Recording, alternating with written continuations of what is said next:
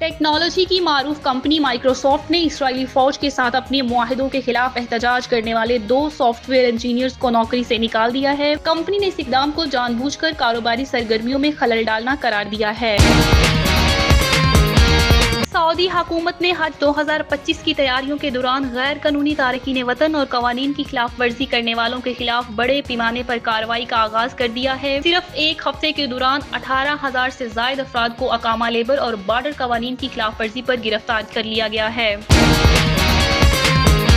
Spot fixing میں سزا یافتہ سابق کپتان سلمان بٹ کی شمولیت پر فرنچائز نے ناراضگی کا اظہار کیا ہے۔ ذرائع کے مطابق جب فرنچائز کو علم ہوا کہ سلمان بٹ کو کمنٹری ٹیم کا حصہ بنایا جا رہا ہے تو انہوں نے حکام کو مشترکہ خط ارسل کیا اس شخص کو کمنٹری پینل میں شامل نہ کیا جائے۔ پاکستانی اداکارہ مہر النساء اقبال کی مائیوں کی دلکش تصاویر اور ویڈیوز سوشل میڈیا پر وائرل ہو گئیں۔ پاکستانی شوبز انڈسٹری کی خوبصورت اور باصلاحیت اداکارہ مہر النساء اقبال، جنہوں نے ڈرامہ سیریل عشقیہ، ایک ستم اور، میرے بن جاؤ اور بکھرے ہیں ہم جیسے کامیاب پروجیکٹس میں اپنی جاندار اداکاری سے ناظرین کے دل جیتے۔ یوں بھی ہمیں آزادی کی دنیا ہوئی حیران، ہے قائد اعظم تیرا احسان ہے احسان۔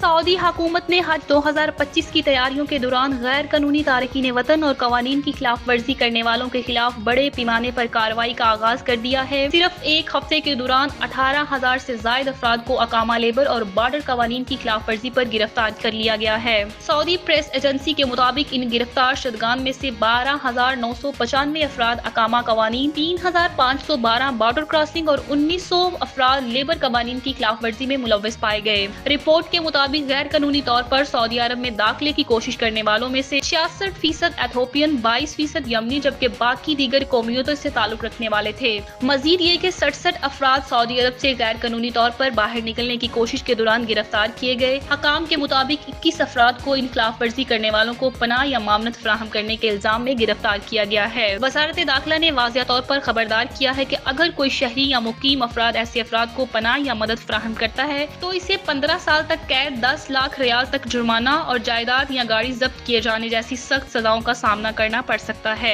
شہریوں کو ہدایت کی گئی ہے کہ وہ کسی بھی مشکوک سرگرمی کی اطلاع مکہ اور ریاض میں 911 جبکہ دیگر علاقوں میں 999 یا 996 پر دیں۔ سعودی حکومت نے ایک بار پھر یہ موقف دہرایا ہے کہ وزٹ ویزا پر آنے والے افراد کا حج کرنا قانوناً ممنوع ہے اور ایسے افراد کے خلاف سخت قانونی کارروائی کی جائے گی۔ وزارت سیاحت نے بھی واضح کیا ہے کہ کوئی بھی فرد، خواہ وہ سعودی شہری ہو، مقیم ہو یا سیاح ہو، اگر وہ بغیر اجازت حج کے مقدس مقامات جیسے مسجد الحرام، منی، عرفات یا مزدلفہ میں داخل ہو تو اسے 10,000 ریال جرمانے کا سامنا ہوگا اور دوبارہ خلاف ورزی پر یہ سزا دگنی کر دی جائے گی۔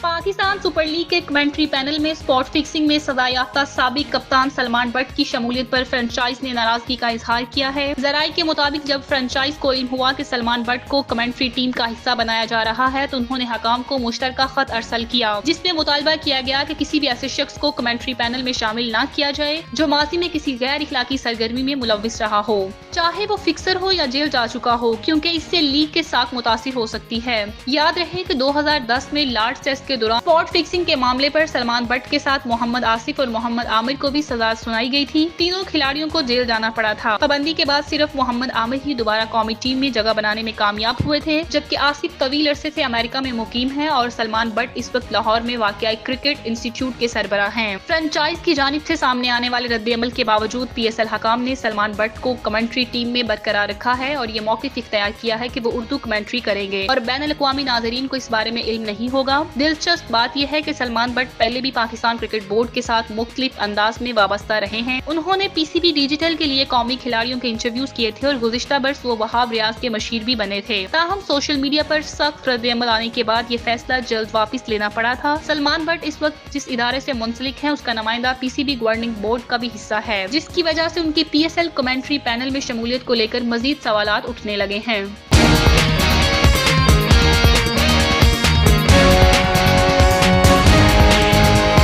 टेक्नोलॉजी की मारूफ कंपनी माइक्रोसॉफ्ट ने इसराइली फौज के साथ अपने मुआहिदों के खिलाफ एहतजाज करने वाले 2 सॉफ्टवेयर इंजीनियर्स को नौकरी से निकाल दिया है। कंपनी ने इस इकदाम को जानबूझकर कारोबारी सरगर्मियों में खलल डालना करार दिया है। ये वाकया कंपनी की 50वीं सालगिरह की तकरीबात के दौरान पेश आया, जब कनाडा में मौजूद इंजीनियर इब्तिहाल अबू सईद ने माइक्रोसॉफ्ट एआई के सीईओ मुस्तफा सुलेमान के खिताब के दौरान एहतजाज किया। इब्तिहाल ने लाइव इवेंट के दौरान मुस्तफा सुलेमान को मुखातिब करते हुए कहा कि तुम पर शर्म है, माइक्रोसॉफ्ट हमारे इलाके में नस्लकशी को ताकत फराहम कर रहा है। इस दौरान उन्होंने स्टेज पर फलस्तीनी रुमाल भी फेंका, जिसके बाद सिक्योरिटी ने इन्हें बाहर निकाल दिया। इब्तिहाल ने बाद में कंपनी के सीईओ सत्या नडियाला और दीगर आला हकाम को ईमेल भेजी, जिसमें उन्होंने इसराइली मिलिट्री से ताल्लुक रखने पर कंपनी की खामोशी के खिलाफ आवाज उठाई। माइक्रोसॉफ्ट ने इन्हें फौरी तौर पर नौकरी से निकाल दिया और कहा कि उन्होंने जानबूझकर एक अहम इवेंट में खलल डालने की कोशिश की। दूसरी इंजीनियर वानिया अग्रवाल ने अमेरिका में तैनात होने के दौरान सत्या नडियाला के सामने एक अलहदा सेशन में एहतजाज किया। अगरचे वो पहले ही 11 अप्रैल को इस्तीफा दे चुकी थी, मगर कंपनी ने इनका इस्तीफा फौरन नाफिज कर दिया। वानिया ने भी आला क़यादत को ईमेल में माइक्रोसॉफ्ट को डिजिटल हथियारों का बनाने वाला और नस्ल परस्ती, निगरानी और नस्लकशी का साथी करार दिया। ये एहतजाज इस रिपोर्ट के चंद दिन बाद सामने आया, जिसमें इंकशाफ हुआ कि माइक्रोसॉफ्ट और ओपन एआई की टेक्नोलॉजी इसराइली फौज की गजा और लबनान में कार्रवाइयों में इस्तेमाल होती है। कंपनी ने अगरचे इन इल्जामात की तस्दीक नहीं की, लेकिन कहा कि मुलाजमीन को इजहार राय की आजादी है, मगर ये आजादी इदारे के कारोबारी सरगर्मियों में खलल डाले बगैर होनी चाहिए। गुज़िश्ता माह भी 5 माइक्रोसॉफ्ट मुलाजमीन को इसी तरह के एहतजाज पर एक मीटिंग से निकाल दिया गया था।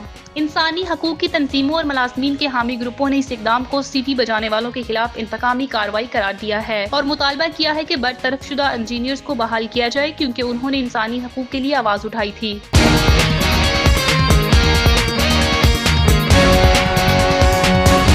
पाकिस्तानी अदाकारा मेहरुन्निसा इकबाल की मायूं की दिलकश तस्वीर और वीडियो सोशल मीडिया पर वायरल हो गयी। पाकिस्तानी शोबिज इंडस्ट्री की खूबसूरत और बासलाहियत अदाकारा मेहरुन्निसा इकबाल, जिन्होंने ड्रामा सीरियल इश्किया, एक सितम और, मेरे बन जाओ और बिखरे हैं हम जैसे कामयाब प्रोजेक्ट्स में अपनी जानदार अदाकारी से नाजरीन के दिल जीते, अब अपनी जाती जिंदगी के एक नए और खूबसूरत सफर की जानिब बढ़ रही हैं। मेहरुन्निसा इकबाल ने अपनी मायूं की तकरीब की दिलकश झलकियां सोशल मीडिया पर मदाहों के साथ शेयर की। इस खास मौका पर वो नहायत दिलकश मस्टर्ड रंग के लिबास में मलबूस थी, जिसे खूबसूरती से शिफॉन और सिल्क के इम्तिजाज से तैयार किया गया था। इनके लिबास का रंग और अंदाज रवायती और जदीद तर्ज का हसीन इम्तिजाज था, जो उनकी शख्सियत पर खूब जच रहा था। सादा मेकअप, लहराते बाल और चमकते चेहरे के साथ वो वाकई एक दुल्हन जैसी लग रही थी। मायूं की तकरीब में सिर्फ करीबी अजीजो अकारब और दोस्तों ने शिरकत की। इस मौका पर गाने, हंसी मजाक, खुशियों का समा बंधा हुआ था। मेहरुन्निसा ने इंस्टाग्राम पर वीडियोस के साथ एक मोहब्बत बड़ा पैगाम भी लिखा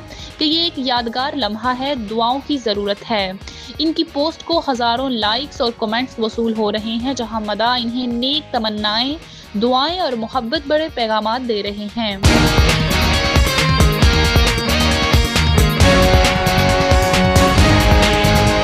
गजा पर इस्राइली हमले मुसलसल जारी हैं और फलस्तीनियों के लिए हर गुजरता दिन मजीद तबाही और खूनरेजी लेकर आ रहा है।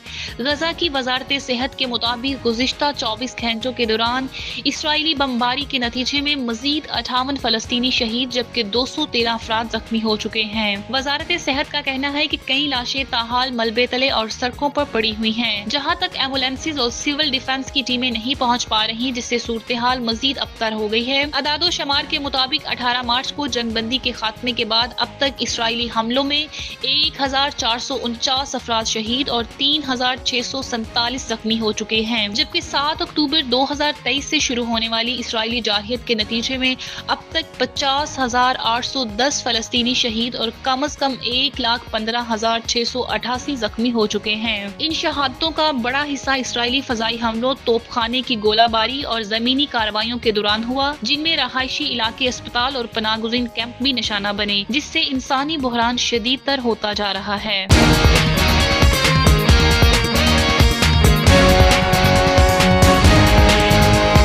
सऊदी अरब की जनरल डायरेक्टर ऑफ पासपोर्ट्स ने एक नई पॉलिसी मुतारिफ करवाई है जिसके तहत रिहाइश इजाजतनामे की तजदीद इस सूरत में की जा सकती है जब कुछ अफराद या अहले खाना इस वक्त सऊदी अरब के बाहर हों, बशर्त ये कि खानदान के सरबराह सऊदी अरब में मौजूद हों। ये इकदाम गैर मुल्कियों को इंतजामी चैलेंजेस को कम करने में मदद देने के लिए किया गया है जिन्हें इससे पहले अपने खानदान के किसी फर्द की गैर मौजूदगी की वजह से अकामा की तजदीद में मुश्किलात पेश आती थी। डायरेक्टरेट ने एक बयान में तस्दीक की कि अब खानदान के सरबराह का सऊदी अरब में मौजूद होना अकामा की तजदीद के लिए काफी है। ये पॉलिसी गैर मुल्की खानदानों के लिए जिंदगी के मुख्तलिफ सूरत हाल को हल करती है, जैसे बच्चे जो तालीम के लिए बैरून मुल्क हैं, वालिदैन जो तिब्बी वजूहात की बुनियाद पर सफर कर रहे हैं या खानदान के किसी फर्द की गैर मुतवक्के तौर पर किसी इमरजेंसी की वजह से सफर करना पड़ता है। पहले ऐसी सूरत हाल में अकामा की मियाद खत्म होने की सूरत में कानूनी पेचीदगियां या तखीर का सामना करना पड़ता था। नए कवायद के तहत खानदान सऊदी अरब में अपने कानूनी रिहायशी हैसियत को बरकरार रख सकते हैं और सरकारी और निजी खिदमात तक रसाई हासिल कर सकते हैं, चाहे उनके कुछ अफराद सऊदी अरब के बाहर हों। इसके अलावा डायरेक्टरेट ने ऐलान किया कि फैमिली मेंबर्स के लिए जो इस वक्त तक बैरून मुल्क हैं उनके लिए खरूज, दोबारा दाखिला, वीजों की तोसी अब मुकम्मल तौर पर ऑनलाइन की जा सकती है। ये सर्विस अबशर प्लेटफॉर्म और हुकूमत के सदाद अदायगी सिस्टम के जरिए दस्तयाब है जिससे पासपोर्ट दफ्तर में जाती तौर पर जाने की जरूरत खत्म हो गई है। इस तब्दीलियों को सऊदी अरब में मुकीम हजारों गैर मुल्की खानदानों के लिए एक इंसानी और इंतजामी कदम के तौर पर देखा जा रहा है जो अब अपने इकामा की तजदीद और वीजा की तोसी के अमल को आसानी से मुकम्मल कर सकेंगे।